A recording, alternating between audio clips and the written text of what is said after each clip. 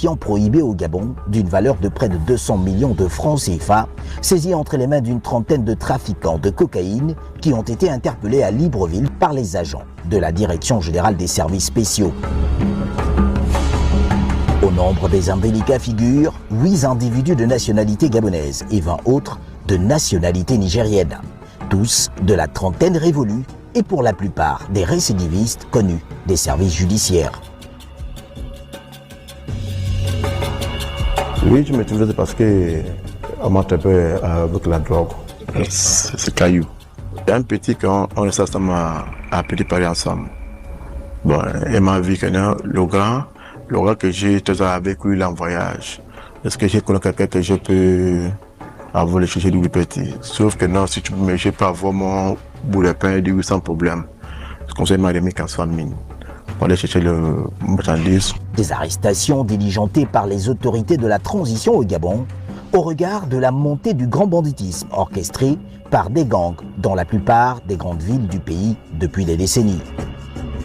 Bon, ici, nous avions des gelus en provenance d'autres pays, comme le Brésil, le Nigeria et consorts. Alors, ceux qui rentrent avec ça, c'est plus les Nigérians. D'accord? Ça sont les gelus. Donc, au moins, il y a 50 gelus. Là, c'est une capsule.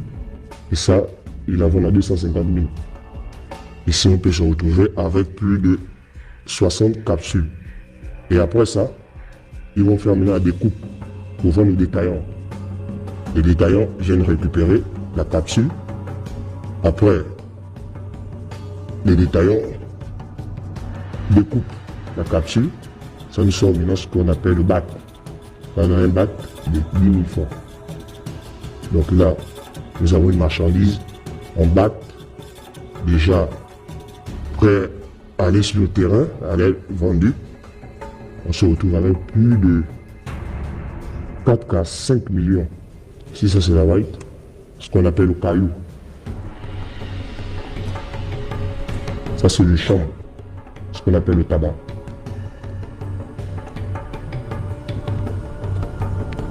Ça peut aussi arriver en voie terrestre dans les provinces, les consorts pour arriver en capitale. Ça c'est le champ. C'est là, c'est du tabac. Et là, là ce n'est pas encore coupé. Quand on coupe ça, on se retrouve avec ça, ce qu'on appelle, ce qu'ils vendent à 500, ce qu'ils appellent le bonbon. Ils vendent à 500, souvent 1000 francs, ça peut monter sur, comme là, ça en baisse dans l'activité. Ça peut monter à 2000, 3000. Et là, c'est ce qu'on appelle les kobolos, les tramadol. Ce qu'ils vendent parfois à 2500, 3000, ça dépend de la saison. C'est du tramadol, ce qu'on appelle les comprimés. Devant les caméras, un indélicat de nationalité gabonaise parle de son expérience en oubliant les conséquences causées par le choix d'une telle activité sur la vie de toute une population dans tout le pays. Ça a commencé, on peut dire, depuis 2020. D'abord que j'ai déjà fait 2 fois la prison. En 2020, je commençais à me lancer dans le cannabis. Je faisais un peu les transactions, transport, et tout. 2020, 2021, j'étais dans ça, j'étais aussi un peu dans la location.